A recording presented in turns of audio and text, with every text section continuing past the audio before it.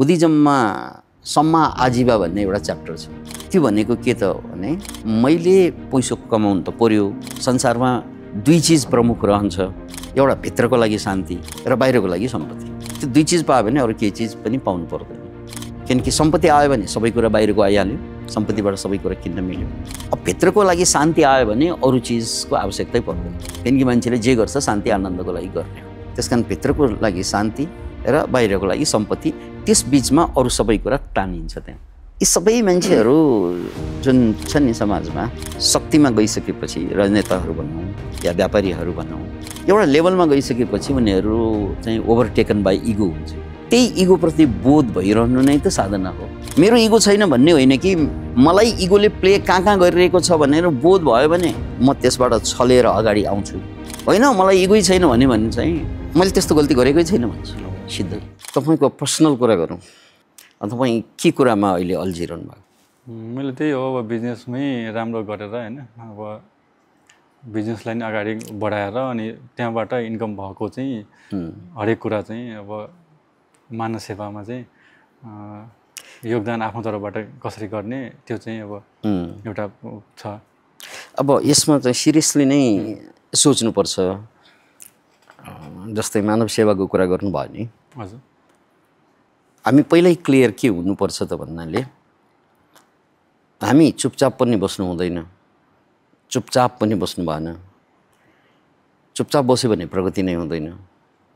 अब धेरै कुदाकुद गऱ्यो भने त्यो प्रगतिको अर्थै हुँदैन, मान्छे खुसी नै हुन सक्दैन। धेरै टु बिजी भन्छ नि, त्यसलाई बर्नआउट भनिन्छ कि। त्यसकारण बुझ्नै पर्ने कुरा के त भने हामीले त्यो प्रगति गर्ने क्रममा जति पनि पैसा कमाउँछौँ, कमाउनु त पैसै हो, त्यो पैसाको युटिलिटी कहाँ गर्ने, त्यो पैसाको युटिलिटी। किनकि मान्छेको लागि मूलत चाहिने पैसा भनेको साह्रै कम पैसा, घाँस बाँस र कपास र परे बेला पकेट खर्च भन्छ नि, त्यो भनेको त खासै पैसा होइन। जसरी आउँछ। अहिले त संसार धेरै अगाडि बढिसकेको छ होइन। कतिपय चाहिँ मानव सेवाहरू भनेर संस्थाहरू छन् नि, केही नगर्नेलाई पनि फ्रीमा खुवाउने, फ्रीमा घाँस बाँस कपास त फ्रीमा दिने संस्थै छ। जिन्दगीभर हामी पालिदिन्छौँ आऊ भन्ने संस्थाहरू छन्।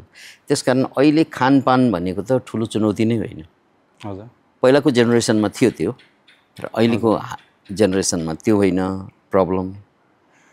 प्रब्लम हाम्रो जेनेरेसनको फरक भयो कि पहिलाभन्दा। हजुर, त्यसकारण हामीले कमाउने पैसो घाँस बाँस कपास बाहेक खर्च मान्छेले कहाँ गर्छ? मनोरञ्जनमा, मोज मस्तीमा। अब मोज मस्ती गरेर खुसी हुन्छ भन्ने जुन बुझाइ छ नि, खुसी त हुन्छ, क्षणिक खुसी हुन्छ। एउटा भनाइ छ, यो स्वर्ग जाने बाटो नर्क जस्तो देखिन्छ अरे, अनि नर्क जाने बाटो फेरि स्वर्ग जस्तो देखिन्छ।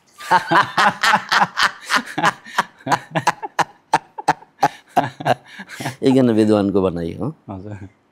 त्यो स्वर्ग जाने बाटो स्वर्गको जस्तो देखिँदैन, नर्कै जस्तो देखिन्छ। त्यहाँ दर्द छ, समस्या छ, पीडा छ, सङ्घर्ष छ, निराशा छ, आँसु छ, पसिना छ, खुन छ स्वर्ग जाने बाटोमा।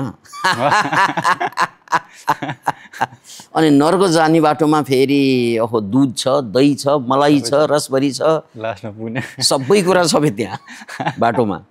तर पुर्याउने ठाउँ चाहिँ मात्रै नर्क।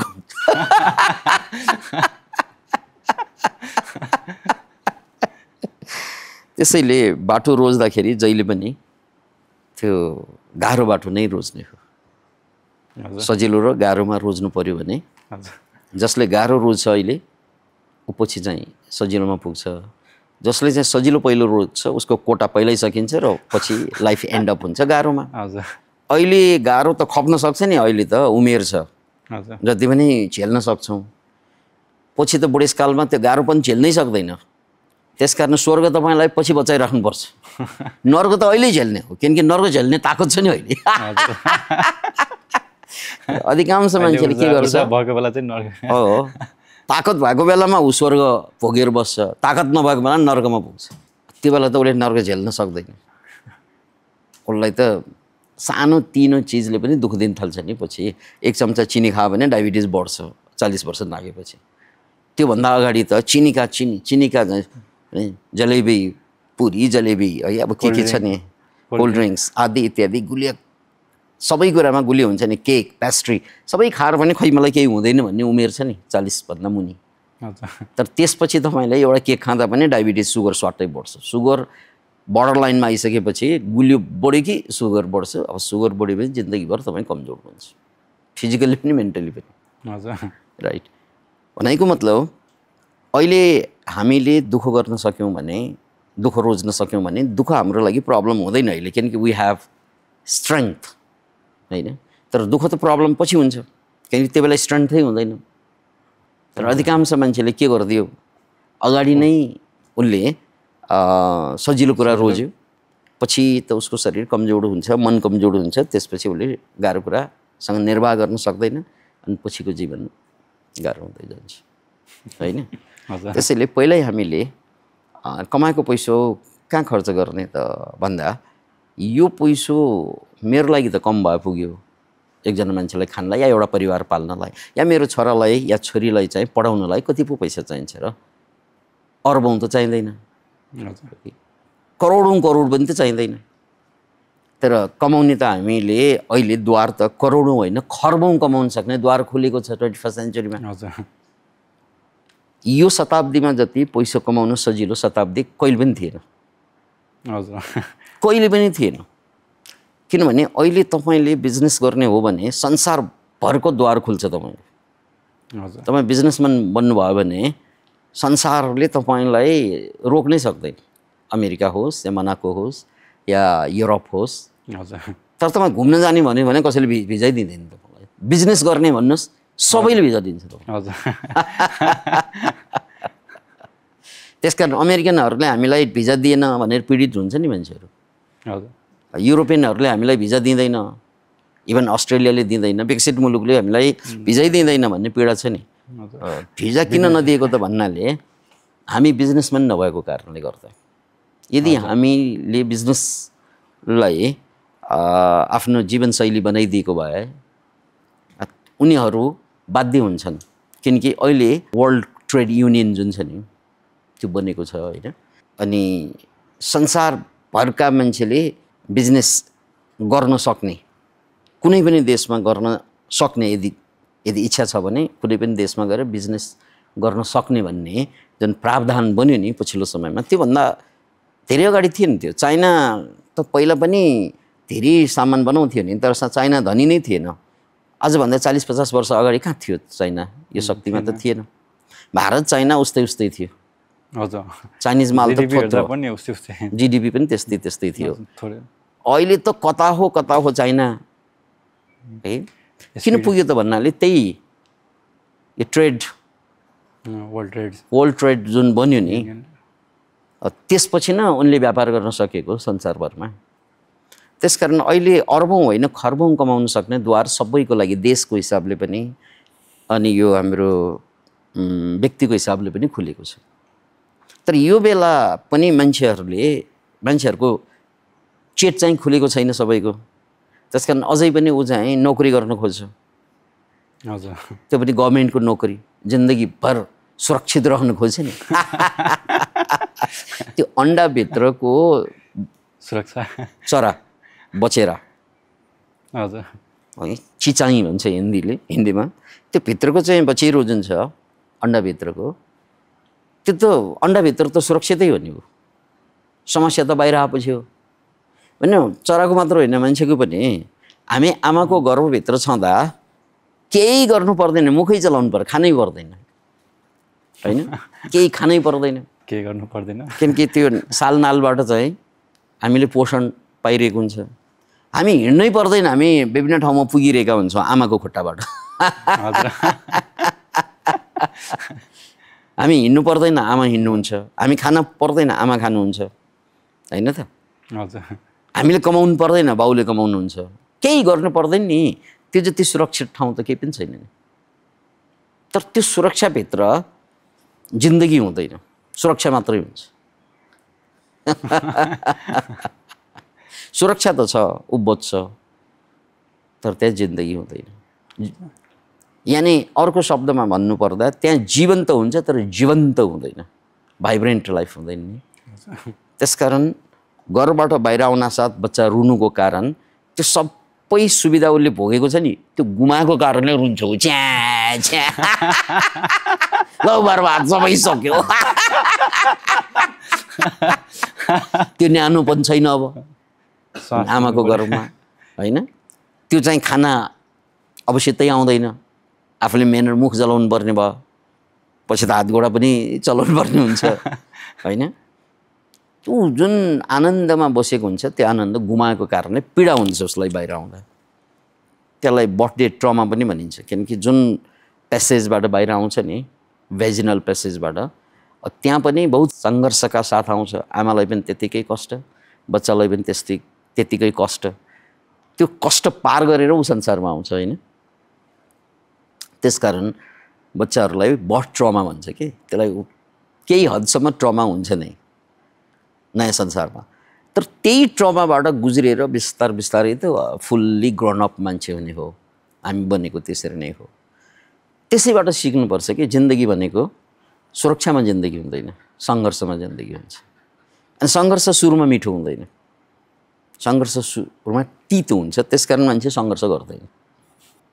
अनि अहिलेको जमानामा अब पैसा कमाउने नै सन्दर्भमा कुरा गर्दा बिजनेस भनेको पैसाको कुरा भयो। त्यो हामीले कमाएको पैसा भनेको मेरो आफ्नो लागि थोरै भए पुग्ने भयो होइन, धेरै जुन मैले कमाउँछु नि त्यो समाजको लागि कमाउनु पर्छ मैले, हजुर, अरूको लागि। जसरी वारेन बफेटहरू भनौँ या थुप्रै मान्छेहरू छन्, बिल गेट्सकै कुरा गरौँ, होइन? सबै धनीमानीहरूले आफूले कमाएको पैसाको ठुलो रकम चाहिँ डोनेटमा चाहिँ किन पठाउँछ भने त्यसो गर्दाखेरि एक किसिमबाट आत्मसम्मान पनि चुलिने र उसलाई कमाइरहेको काममा सजिलो पनि बन्ने, बहुतै सजिलो बन्ने। किनकि समाजको नजरमा त म चाहिँ महान, उनीहरूको मुक्तिदाता जस्तो हुन्छ नि। अनि मबाट सानोतिनो गल्ती या ठुलै गल्ती भयो भने ती मान्छेहरू मेरो प्रशंसक नै हुन्छ, किनकि मैले उनीहरूको लागि केही गरिरहेको हुन्छु। तर मैले उनीहरूको लागि केही गरिनँ, मैले मेरो परिवारको लागि मात्रै केन्द्रित रहेँ भने त्यो परिवार जसलाई सारा सम्पत्ति दिँदा पनि एउटा धन्यवाद चाहिँ दिँदैन। बाउलाई छोराले धन्यवादै दिँदैन कि, इन जेनरल कुरा, thank you papa, in general भन्दैन थ्याङ्क यू मम, हजुरले मेरो लागि बिहानदेखि बेलुकासम्म घरमा काम गर्नुहुन्छ, मेरो लुगा धोइदिनुहुन्छ, थ्याङ्क यू कहिले पनि भन्दैन। अब कुनै दिनमा कलेजमा एउटा रुमाल खस्दा एउटा केटीले आएर उठाएर दियो भने थ्याङ्क यू भन्छौँ फेरि। You are so kind. तेरी आमाले यत्रो गरेको छ, ऊ काइन्ड छैन। हो, त्यो केटीले गरेको एउटा रुमाल उठाएर दिएको या किताब खसेको दियो या तपाईँको हराएको पेन फर्काइदियो भने कति खुसी हुनुहुन्छ तपाईँ, होइन? तर बाउले सारा सम्पत्ति दिँदा पनि हिसाब लगाएर बस, तपाईँले के दिनुभयो मलाई, फलाको बाउले भनेर अरूको बाउसँग तुलना गरेर बाउलाई होच्याउने काम चाहिँ गरिरहेको हुन्छ छोराछोरीले। दाइ भाइलाई नि अलिक बढी दिनुभयो, मलाई अलिक कम दिनुभयो, त्यस्तो पनि त्यो पनि हुन्छ। आस्टिनका साँप भन्छ नि, यानि त्यो आस्टिनका साँप थाहा छ तपाईँलाई? आस्टिन भनेको यो भयो, बाउला भयो, होइन? त्यहाँ बाउलाभित्र पालेको सर्प जस्तै के, सानो भएसम्म दुध पिलाउनु पऱ्यो, ठुलो भएपछि उसले टोक्छ मलाई। छोराछोरी भनेको अहिलेको जमानामा प्रायको त्यस्तै छ। फेरि आफूसँग बस्दैन, अहिले आफूसँग बस्दैन, ऊ विदेशमा गयो भने गयो, सक्यो। देशैमा बसे पनि घरमा बस्दैन हौ, ऊ छुटेर बस्छ। भनेको मतलब तपाईँले कसको लागि कमाइरहनु भएको? हो, जो आफ्नो जस्तो देखिए तापनि व्यवहार जम्मै दुश्मनको जस्तो गरिदिन्छ छोराछोरीले, विशेष गरेर। प्राय मान्छेको है, सबैको त्यस्तो नहोला, तर ट्रेन त्यस्तै छ होइन? आमा बाबा कति पीडित हुन्छ, दुखी हुन्छ, त्यसलाई मतलबै छैन। यो पछिल्लो उदाहरण ट्रेन नै, धर्मेन्द्र भन्ने हिरो छ नि, धर्मेन्द्र, हेमा मालिनीको पति, उनको 2 श्रीमती, छोरा त धेरैजना छोराछोरी, किनकि 2 श्रीमतीबाट धेरै छोराछोरी। अनि सम्पत्ति चाहिँ अर्बौँको सम्पत्ति अर्बौँको। नाम त भन्नै परेन, नाम त वर्ल्ड फेमस, सम्पत्ति अपार है। अनि श्रीमती एउटा होइन 2-2वटा, छोराछोरी त धेरै। तर उनी अहिले कस्तो जीवन बिताइरहेका छन् भने फार्म हाउसमा गएर एक्लै नोकर चाकरको साथमा एक्लै बिताइरहेका छन्। त्यो पैसा नभएको भए त्यो नोकर चाकर पनि हुँदैन। अब उनलाई त भित्रबाट त फिलिङ हुन्छ नि, मेरो श्रीमती मसँग बसिदिउन्, मेरा छोराछोरी मेरो साथ हुन्। कहाँ बुढा गएर चाहिँ वनवास जस्तै, रामचन्द्र वनवास जस्तै त्यो फार्म हाउसमा गएर बसिरहेका छन्। राम्रै हो फार्म हाउसमा बस्नु, हेल्थी नै कुरा हो। तर जसको लागि उनले कमाए नि अरबौँ छ, अहिले मरेपछि उसैको हुन्छ फेरि, उनीहरू छैन अगाडि। कस्तो दर्दनाक सिनेरियो छ नि अहिले। त्यसकारण कमाउने भनेको पनि मैले किन कमाउनु पर्यो भन्नाले त्यो कमाएको पैसोले अरूको भलाइ गर्न सकौँ। यति कमाउन सकौँ। जसरी इलन मस्कले डोनेसन गरेको थाहा छैन, तर इलन मस्कको जुन पैसा जहाँ लगानी छ नि त्यो मानव कल्याणकै प्रोजेक्ट जस्तो लाग्छ मलाई। हजुर, जसरी मान्छेलाई चाहिँ मङ्गल ग्रह लग्ने भन्ने छ नि उसको तर्क के हो त भन्नाले ग्लोबल वार्मिङले एक दिन चाहिँ संसार नष्ट भयो भने मान्छे जान्छ यहाँबाट सधैँको लागि, मानव जाति नै सकिन्छ नि। अथवा वर्ल्ड वार भइदियो भने सकिन सक्छ। त्यो बेला यहाँ सके पनि कुनै ठाउँमा जगाउनु पर्ने मान्छेलाई। त्यो जगाउने ठाउँ चाहिँ ब्याकअप। त्यो ब्याकअप चाहिने नै अवस्था भयो कि अहिले, किनकि ग्लोबल वार्मिङ सुरु नै भइसक्यो। थर्ड वर्ल्ड वार आज होला भोलि होला भइसकेकै छ। कसले ग्यारेन्टी लिन्छ भने कि एकदमै महिनासम्म हुँदैन भन्ने कुरा। किनकि यो थर्ड वर्ल्ड वार चाहिँ इन्टेन्सनल्ली होइन, एक्सिडेन्टल्ली पनि हुने भयो कि। अब यत्रो वार भइरहेको छ 21st सेन्चुरीमा, मान्छे यत्रो बुद्धिमान भइसकेपछि वार भइरहेको छ। Can you imagine it?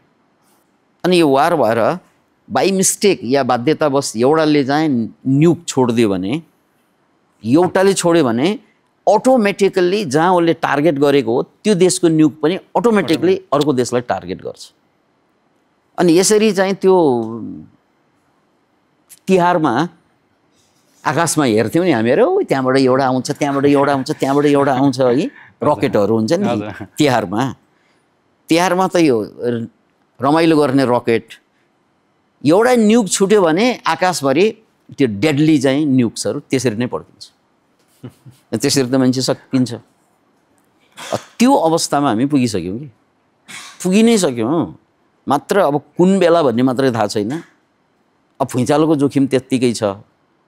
संसार ध्वस्त हुने त धेरै तरिका छ नि। त्यो जीवाणुहरू, विषाणुहरू जस्तै भाइरल इन्फेक्सन्सहरू वर्ल्ड वाइड फैलिन सक्छ, रोक्नै नसक्ने गरी। कुनै पनि किसिमबाट मानव सभ्यता सकिन्छ एक दिन, होइन? प्रलय हुनसक्छ, अर्को एउटा ग्रह उछिटेर आएर ठोकिन सक्छ। उल्का पिण्डहरू त ठोकिरहेकै हुन्छ, ठुल्ठुलै ग्रह पनि कोलाइड हुन सक्छ। त्यो बेला मान्छेलाई बचाउनु त एउटा ठाउँ चाहियो। त्यो हिसाबले इलनको जुन भिजन हो धेरै दूरदर्शी भिजन हो। त्यसको लागि त उसलाई पैसा चाहियो। त्यस कारण उसले जति कमाइरहेको छ, यद्यपि उसले दान दिएको नदेखिए तापनि त्यो उनले मानव कल्याणकै प्रोजेक्टमा पैसा लगाएकै देखिन्छ। त्यो मलाई ठिक लाग्छ मेरो पर्सनल्ली पनि। कि चाहिँ तपाईँले अरूको सेवा गर्नु पर्यो कि अरूलाई सेवा हुने खालको प्रोजेक्टमा जानु पर्यो? अलिकति प्रसङ्ग फेरेर कुरा गर्दा स्वामी रामदेव एन्ड पतञ्जली उहाँहरूको योगको मुभमेन्टले संसारका धेरै मान्छेहरूले योग गर्न थाले। त्यो एकदम सुखद समाचार हो। अनि उहाँहरूले बिजनेस प्रडक्ट सुरु गर्नुभयो। त्यो पनि राम्रै कुरा हो। किन राम्रो कुरा हो भने अब सबैले पैसा कमाउनको लागि सामान बनाउँछन्, पैसा कमाउनकै लागि। त्यसो गर्दाखेरि मिसावट धेरै हुन्छ। त्यसो गर्दाखेरि पैसै कमाउने उद्देश्यले सामान उत्पादन गर्यो भने स्वस्थकर सामान कम, नक्कली सामान बढी हुन्छ बजारमा। त त्यस्तै छ।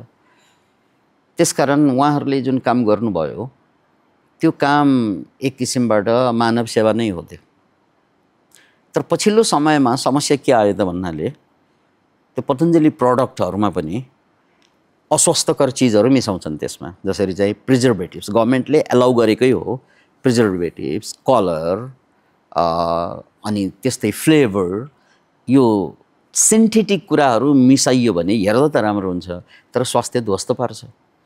त्यस्तो प्रडक्टको विकल्पमा पतञ्जलीले जुन राम्रो उत्पादन सुरु गर्नुभयो नि त्यहाँसम्म सबै कुरा ठिक थियो। तर पछिल्लो समयमा आएर उहाँहरूको त्यो कम्पनीमा पनि थुप्रै त्यस्ता प्रडक्ट छन् जुन अरू कम्पनीसँग कम्पिटिसन गर्नको लागि मात्रै आएको छ। त्यो हानिकारक चिज सबै छ, त्यहाँ सबै छ। अब त्यो त प्यानल हेरे पुग्छ नि, हजुर होइन? त्यो त धेरै ठुलो कुरा होइन, यो होला र भनेर शङ्का गर्नै पर्दैन। प्यानल चट्ट हेऱ्यो भने त्यहाँ लेखेकै हुन्छ, प्रिजर्भेटिभ्स राखेकै हुन्छ, फ्लेभर राखेकै हुन्छ। यो नेचुरल प्रडक्ट चाहिँ भएन। र सुरुमा आएको चाहिँ ठिक थियो होइन? सुरुमा त ठिकै गर्नुभएको थियो नि। यो नेपालको नेताहरू जस्तै भयो कि सुरुमा क्रान्ति गरेर आए, राम्रै गरेर आए, तर बिस्तारै करप्ट हुँदै गयो नि। पैसाले मान्छेलाई करप्ट गर्छ। अनि पतञ्जलीका पनि प्रडक्टहरू अहिले सबै त होइन होला, तर केही प्रडक्टहरू जुन बजारमा आएको छ त्यो मान्छेको लागि चाहिँ हानिकारक छ। अब यो मैले किन उदाहरण स्वरूप उप्काएँ त भने जब मान्छे पैसोमुखी हुन्छ नि त पैसोले मान्छेलाई अन्ध बनाइदिन्छ। जसरी प्रेमले अन्ध बनाउँछ, पैसोले पनि बनाउँछ। त्यसरी अन्ध बन्यो भने उनले आफूलाई पनि हानि गर्छ, अरूलाई पनि गर्छ। अब उनका पतञ्जलीलाई वाह गर्ने धेरै मान्छेले बिस्तारै के हो हुँदै गयो नि। के हो त यो? आखिर चाहिँ उहाँहरू साधु नै हुनुहुन्छ। हजुर, दुवै साधु हुन्। पतञ्जलीका संस्थापकहरू रामदेव, स्वामी रामदेवको कुरा या आचार्य बालकृष्णको कुरा, उहाँहरू त अविवाहित हुनुहुन्छ होइन? उहाँहरूलाई त पैसा त चाहिँदैन नि। हजुर, तर उहाँहरू मिसनबाट चिप्लेको देखियो कि, मिसनबाट चिप्लेको देखियो। त्यही पैसाले नै अन्धो बनाएको त उहाँहरूले। अहङ्कार आउँछ नि पैसाले, अनि त्यो अहङ्कारले के गराइन्छ? कम्पिटिसन गराउँछ। हाम्रो कम्पनीमा यति पैसा आयो, फल्ना कम्पनीभन्दा हामी धेरै माथि गयौँ, तर फल्ना कम्पनी बाँकी छ, उनीहरूभन्दा हामी तल छौँ। कम्पेरिजन हुन्छ नि त्यहाँ चाहिँ। अब त्यहाँसम्म पुग्नको लागि त प्रडक्ट कस्तो चाहियो त भन्नाले उनीहरूको जस्तो प्रडक्ट चाहियो। मार्केट कम्पिटिसन गर्नु पर्यो। त्यही कम्पिटिसन त्यहाँ इगो छ, इगोले गेम प्ले। पैसा त उहाँहरूलाई चाहिँदैन, उहाँहरूलाई पनि थाहा छ त्यो चाहिँदैन, तर इगोले छोडेन। त्यो इगो भनेको त यस्तो चुपचाप आइदिन्छ कि इगोले नै भन्छ मेरो इगो छैन भनेर फेरि।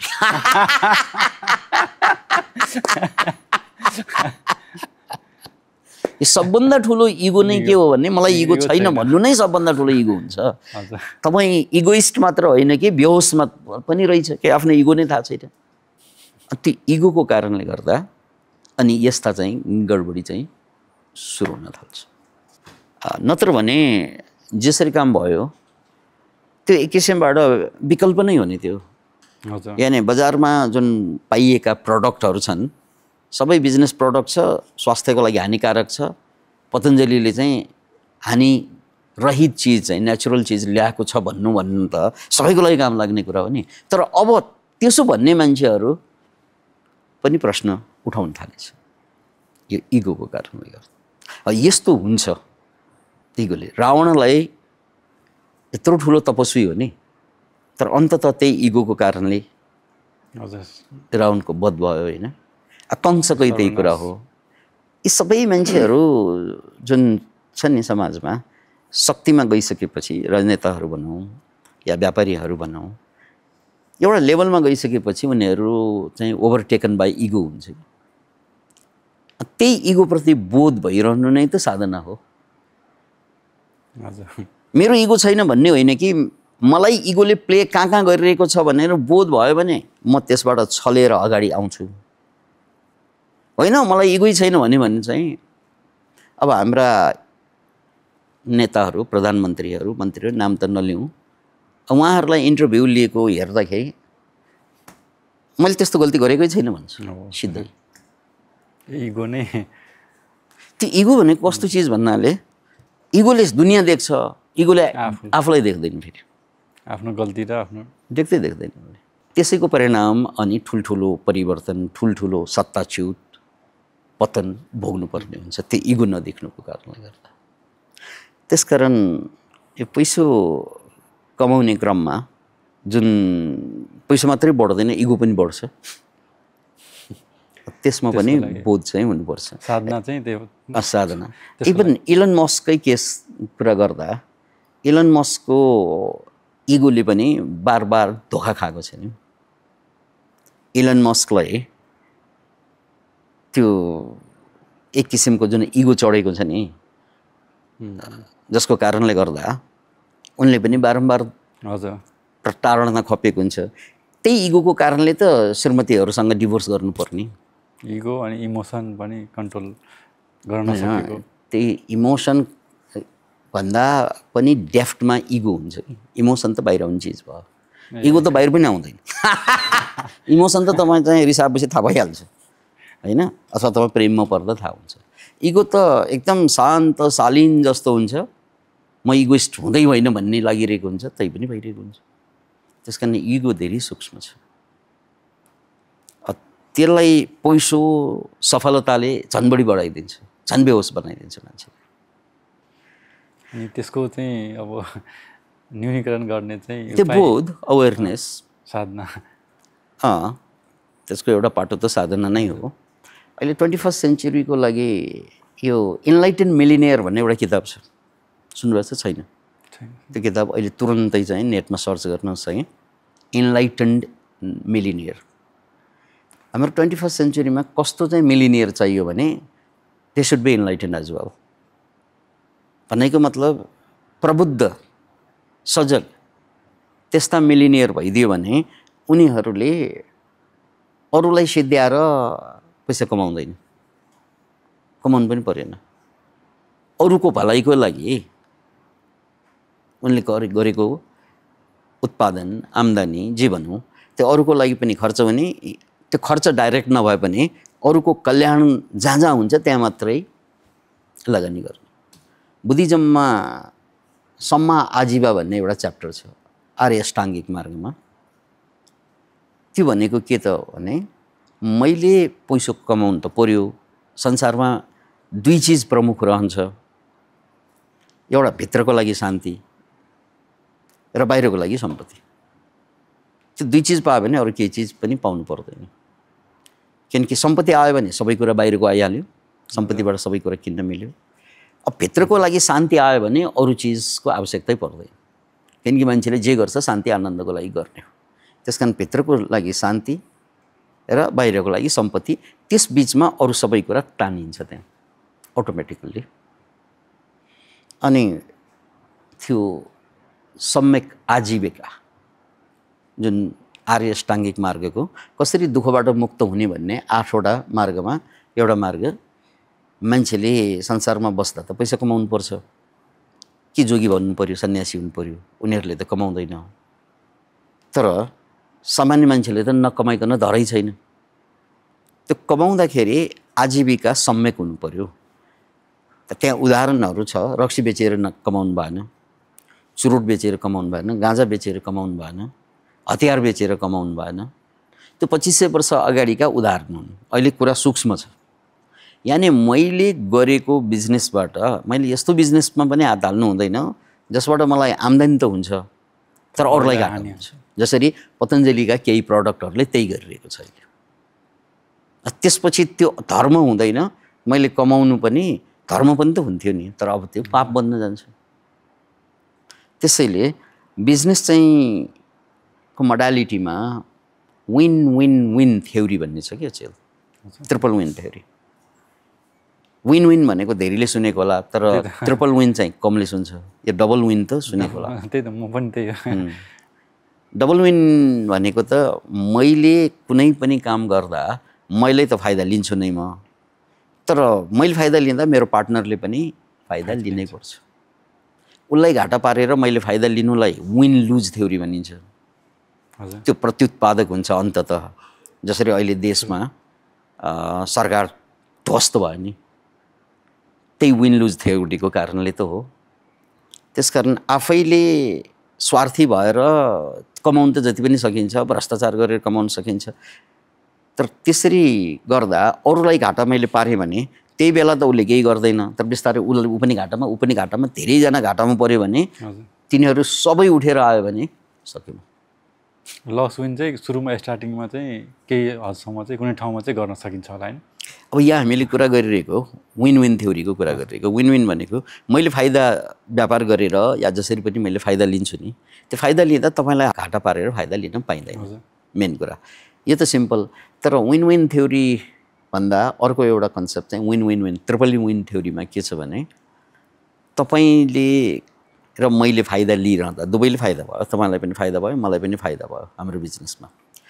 तर समाजलाई घाटा पनि पर्न सक्छ। फेरि कुनै कुनै यस्तो व्यापार हुन्छ समाजलाई घाटा पर्ने व्यापार पनि हुन्छ। फेरि जसरी गोदावरी मार्बल सुन्नुभएको होला कि, त्यो गोदावरीमै छ। हजुर, त्यो मार्बल देशकै मार्बल हो, राम्रै कुरा हो। देशैबाट मार्बल निकालेर त्यो झन्डै इटालियन मार्बल जस्तै देखिन्छ त्यो गोदावरी मार्बल, राम्रो छ। तर त्यहाँको समस्या के भयो भन्नाले त्यो गोदावरी मार्बलको ठ्याक्कै मुनि चाहिँ स्कुल छ, सेन्ट जेभियर्स। अब मार्बल निकाल्नलाई त्यहाँ डङ डङ पड्काइरहनु पर्ने, वातावरणमा खलल पुर्याएर नि त निकालिरहेको हुन्छ। त्यो गर्दा स्कुललाई चाहिँ ढक्का पर्यो। अब यहाँ चाहिँ फाइदा चाहिँ देशलाई पनि फाइदा छ, नेपालकै मार्बल निस्क्यो हो, अनि निकाल्नेलाई त फाइदै हुने भयो व्यापारीलाई, देशलाई पनि फाइदा छ, व्यापारीलाई पनि फाइदा छ। तर कसलाई चाहिँ बेफाइदा भयो भने त्यहाँ अर्को पार्टी छ, स्कुल। लामो समयको सङ्घर्षपछि त्यो मार्बल चाहिँ त्यहाँबाट हटाइयो। अब त्यहाँ के स्कुल हटाउनु पर्ने हुन्छ, किनकि स्कुललाई नै डिस्टर्ब भएको हो, कि चाहिँ कम्पनी नै हटाउनु पर्ने हुन्छ। अन्ततः अब स्कुल र कम्पनी चाहिँ कुन हट्ने भन्ने भयो कि।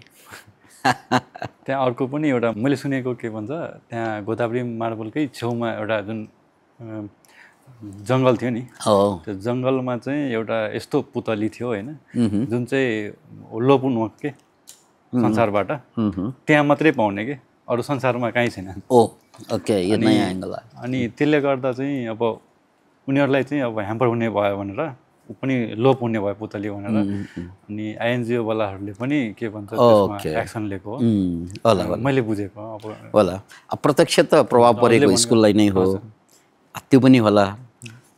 अब यसभित्र फेरि षड्यन्त्र पनि छ कि स्कुललाई तिनीहरूले पेलेर भयो नि जसरी भयो नि उ गर्थ्यो होइन, त्यसमा अब आइएनजिओ पढेको हुनाले त्यसमा कोही पनि सकेन कि त्यहाँ। यो पनि त्यो चाहिँ हो, त्यो पोइन्ट पनि ल्याइयो।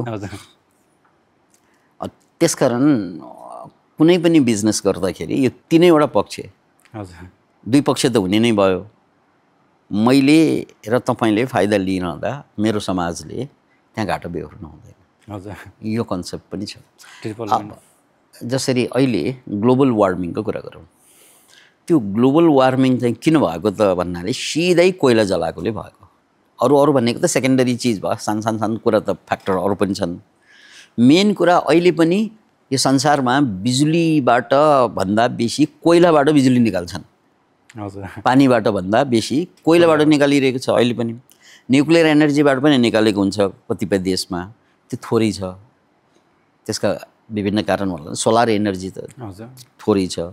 तर अहिले पनि प्राइम सोर्स चाहिँ कोइलै जलाउ, चाहे चाहिँ चाइनाको डेभलपमेन्टमा भनौँ या इन्डियाको भनौँ या अमेरिका, मेन त अमेरिका हो होइन। यिनीहरूले युज गरिरहेको जुन कोइला हो फोसिल फ्युल्स त्यही भनिन्छ नि त्यसलाई, त्यसले देशलाई त धेरै फाइदा भयो, देश त धनी नै बनाइदियो नि त्यसले। तर देश धनी बन्यो तर दुनियाँ ध्वस्त हुँदै गयो। क्लाइमेट चेन्जको प्राइम कजै त्यही भन्छन् हो। त्यसकारण यो हामीले अहिले सोलर सिस्टम अनि इलेक्ट्रिकल कारले यो जुन क्लाइमेट चेन्जलाई रोक्न सक्छ, रोक्न सक्दैन, किनकि बढाउने काम त उताबाट भइरहेको छ नि। थोरै चाहिँ बचाएर के गर्ने, उता ठुलो भोल्युममा चाहिँ ठुलो भोल्युममा भइरहेको छ। ब्राजिलले केही समय अगाडि अमेजन जङ्गलको ठुलो भागलाई काटिदियो सोयाबिन रोप्नको लागि। त्यो अर्को समस्या, यानि ब्राजिलको त्यो प्रपर्टी त ब्राजिलकै भयो देशको, अनि त्यो ठुलो जङ्गल त्यो त संसारकै सबभन्दा महत्त्वपूर्ण रेन फरेस्ट जसले बायोडाइभर्सिटीलाई जोगाएर राखेको छ, अक्सिजनलाई प्रिजर्भ गरेर राखेको छ होइन, अक्सिजन प्रड्युस गरिरहेको छ, धेरै ठुलो चाहिँ भाग चाहिँ उनले सखाप पार्थे गभर्मेन्टले नै। किन त भन्नाले त्यहाँ चाहिँ सोया खेती गर्ने, सुरुमा त सोयाकै कुरा आएको हो, अनि त्यो प्रडक्टबाट देशलाई चाहिँ धनी बनाउने बन्यो भने ब्राजिल चाहिँ बन्यो। त्यो अमेजन जङ्गल चिरेदेखि उनीहरूको आर्थिक आम्दानी, अब म ब्राजिल पनि बसेकोले क्लियरै थाहा छ, त्योभन्दा अहिले धेरै माथि छ उनीहरूको आर्थिक जिडिपी चाहिँ बढेको छ। तर त्यसले सारा संसारको यो क्लाइमेट चेन्जमा चाहिँ अर्को फेरि थप चाहिँ समस्या ल्याएको छ। उनीहरूलाई फाइदा भयो, त्यहाँ दुई पक्षलाई नै फाइदा भयो, देशलाई पनि फाइदा भयो, जनतालाई पनि, धनी हुने जनतालाई पनि फाइदा भयो, तर संसार त काटा भयो नि। त्यसकारण अहिलेको आध्यात्मिकता भनेको, स्पिरिचुअलिटी भनेको त्यो ध्यान गरेर या चाहिँ मिठो मिठो कुरा गरेर, सदाचारका कुरा गरेर अनि काम चाहिँ अरूलाई घाटा हुने गर्छ नि मान्छेहरूले, त्यसो गर्नु होइन। काम चाहिँ गर्ने नै हो, तर काम गर्दा म अरूको फाइदाको लागि, सबै त्रिपक्षीय फाइदाको लागि जुन काम गरिन्छ, त्यसैले त्यो किताब भने नि एनलाइटन मिलिनियर चाहिँ बन्ने हो नै, तर कसरी बन्ने त भन्नाले एनलाइटनमेन्ट र मिलिनियरिटी सँगै जानु पर्यो। यो हिन्दू धर्ममा धर्म अर्थ काम मोक्ष भन्ने चारवटा पुरुषार्थ भनिन्छ होइन। धर्म अर्थ, पहिला चाहिँ धर्म पत्ता लगाऊ। धर्म भनेको मेरो स्वभाव, म जुन चिजमा डुब्न सक्छु। मेरो स्वभाव कसरी पत्ता लाग्छ भन्नाले कतिले मलाई सोध्छ कि कसरी मेरो स्वभाव पत्ता लगाउने त, किनकि पैसा कमाउने एउटै मात्र माध्यम छ आफ्नो स्वभाव पत्ता लगाउने, एउटै मात्र माध्यम। यानी थोरै होइन धेरै पैसा कमाउनु छ भने स्वभाव पत्ता लगाउनुपर्छ। त्यसलाई चाहिँ यो आध्यात्मिक भाषामा त स्वभाव बनियो, अनि यो मोटिभेसनल ट्रेनिङमा या चाहिँ यो मोडर्न ट्रेन्डमा त्यसलाई इन्टेलिजेन्स भनिन्छ, नेचुरल इन्टेलिजेन्स। मेरो नेचुरल इन्टेलिजेन्स जसरी पन्छीको नेचुरल इन्टेलिजेन्स के हो, उड्नु हो। माछाको नेचुरल इन्टेलिजेन्स के हो, पौडिनु हो। पन्छीलाई चाहिँ पौडी खेलाउन सक्दैन, जबरजस्ती गऱ्यो भने मर्छ।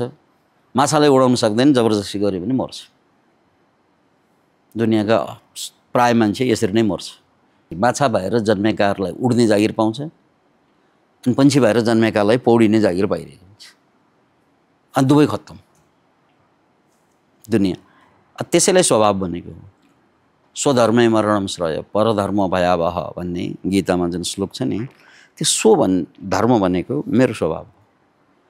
त्यो मेरो स्वभावमा टेकेर मैले काम गरेँ भने मात्रै मैले उन्नति प्रगति गर्न सक्छु र खुसी पनि हुन सक्छु।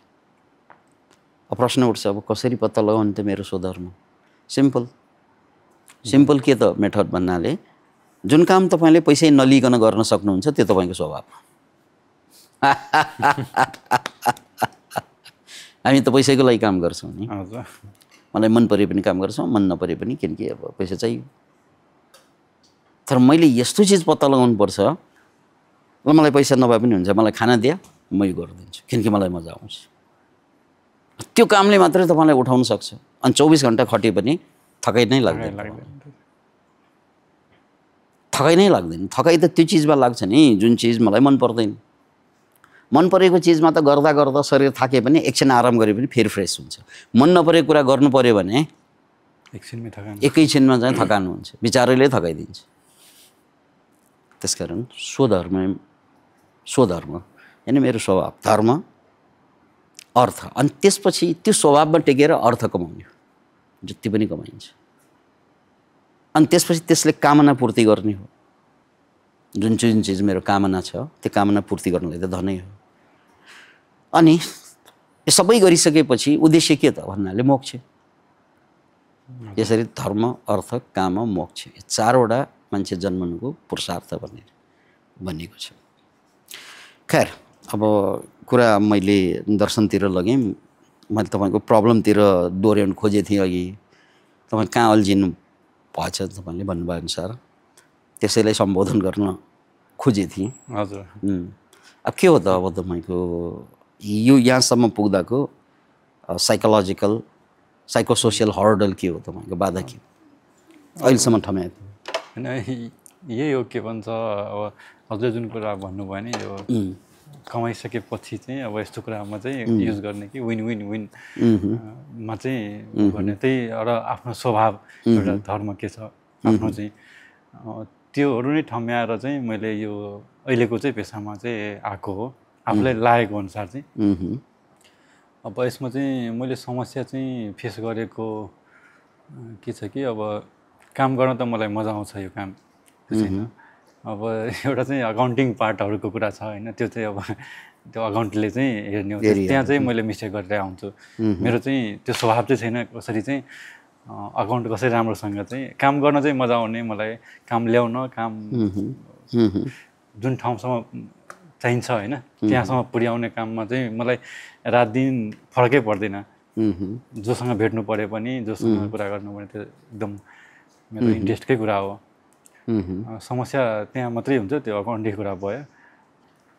यसो छ मोटिभेसनल ट्रेनिङमा एउटा शब्द प्रयोग हुन्छ डेलिगेसन भन्ने। डेलिगेसन भनेको मैले गर्नुपर्ने काम र मैले नगरिकन अरूलाई दिए पनि हुने काम त कामै हो। जस्तै तपाईँले 1 घन्टा काम गर्दा भनौँ 10,000 रुपियाँ कमाउनुहुन्छ या 5,000 कमाउनुहुन्छ या 1,000 कमाउनुहुन्छ 1 घन्टा काम गर्दा। 1 घन्टाको तपाईँले 1,000 रुपियाँ कमाउनुहुन्छ भनौँ उदाहरणको लागि। अनि काम गऱ्यो भने 1,000 आउँछ, तर बच्चालाई स्कुल पुर्याउनु पर्यो, घरमा फेरि तरकारी किनेर दिनु पर्यो, त्यस्ता साना साना एरेन्ड्स भन्छ नि त्यस्तो काम त भइरहेको हुन्छ। धन्दा घर धन्दा त्यो काम जस्तै अब घरको आफ्नै लुगा धुने भनौँ, मैले त्यो 1 घन्टा लगाएर चाहिँ लुगा त धुन सक्छु नि, तर लुगा तपाईँले 1 घन्टा लगाएर धोयो भने 1,000 तपाईँको लस हुन्छ। त्यो लुगालाई तपाईँले धोबीलाई दिन सकिन्छ नि, ड्राई क्लिनमा लग्न सकिन्छ नि, त्यो 200मा काम बन्छ नि त्यो, या 500मै काम गरे पनि तपाईँको 1 घन्टामा 500 रुपियाँ त बच्यो नि। 1,000 रुपियाँ आम्दानी गर्ने मान्छेले अब 10,000 गर्ने मान्छेलाई त धेरै ठुलो घाटा हुन्छ। त्यस्तो काम जुन तपाईँले नगरे पनि हुने काम हो त्यो अरूलाई जिम्मा दिनुपर्छ। जस्तै एकाउन्टको कामको कुरा भन्नुभयो, त्यो त एकाउन्ट त अरूले नै हेर्ने हो, त्यसमा त शङ्का भएन। तर त्यो एकाउन्ट तपाईँको पक्षमा छ कि छैन भनेर तपाईँले हेर्न आउँदैन जान्दैन भने गाह्रो त तपाईँले त्यहाँ परेको नि। त्यसको लागि फेरि एकजना मान्छे जसले एकाउन्टेन्टलाई हेर्ने एकजना अर्को एकाउन्टेन्ट चाहिन्छ। उसको काम एकाउन्ट गर्ने होइन, चेक एन्ड ब्यालेन्स। उसले त्यसलाई चेक मात्रै गर्नु, रुजु मात्रै गरिदिनु, राइट। एकाउन्टले मूल एकाउन्टले कहाँ गडबड गर्यो, गडबड त फेरि एकाउन्टको मान्छेले गर्ने चान्स चाहिँ बढी हुन्छ। हजुर, किनकि पैसोले मान्छेलाई अन्धो बनाइदिन्छ। त्यहाँ लुप्स एन्ड होल्स भेटिना साथ घुमाउन धेरै सजिलो हुन्छ। त्यसकारण तपाईँले यदि राम्ररी प्रगति गर्ने हो भने तपाईँको टेन्सन के हुन्छ, ल म एकाउन्ट हेर्न फुर्सद पनि छैन, फेरि आइडिया पनि हुँदैन। कति मान्छेलाई त आइडियै हुँदैन नि त्यो, अनि फेरि मन पनि पर्दैन, फेरि त्यो जति झ्याउ त्यहाँ नम्बर हेरिरहने होइन। कति मान्छेलाई त त्यो झ्याउ नै हुन्छ, त्यो माछालाई चाहिँ उडे जस्तै हुन्छ, पन्छीलाई पौडी खेले जस्तो हुन्छ कति। त्यस्तो अवस्थामा यदि तपाईँको बिजनेस चाहिँ फराकिलो हुँदै लैजाने हो भने अहिले त सजिलो के छ त भने तपाईँले त मान्छे हायर गर्नु पर्दैन कि पाल्नु पर्दैन। त्यो ब्यालेन्स सिट आम्दानी अर्कोलाई चाहिँ तपाईँले फरवर्ड गरिदिनु मिल्छ। आउटसोर्सिङ भन्छ नि होइन, एउटा मान्छेसँग सम्पर्क राख्ने, यो मेरोमा के गडबडी छ त्यसलाई त्यो धेरै थोरै पैसामा हुन्छ। मान्छे पाल्यो भने सुरुमा त धेरै पैसा लाग्छ, गाह्रो हुन्छ। अब धेरै नै आम्दानी भयो भने पाल्ने नै हो फेरि। रौँ हिसाब चाहिँ हरेक दिन बेलुकाको हिसाब एकताले राख्छ, अर्कोले चाहिँ रुजु गर्छ, त्यसो गर्न मिल्छ। त्यो नसकुन्जेलसम्म आउटसोर्सिङ गरिदिने, जो बनेको छ नि सिटहरू ब्यालेन्सहरू त्यो चेक गर्ने अर्को एकजनालाई पठाइदिने। त्यसो गऱ्यो भने तपाईँको थोरै पैसामा चाहिँ काम बन्छ। अनि कहाँ गडबड भएको नभएको ठ्याक्कै थाहा हुन्छ।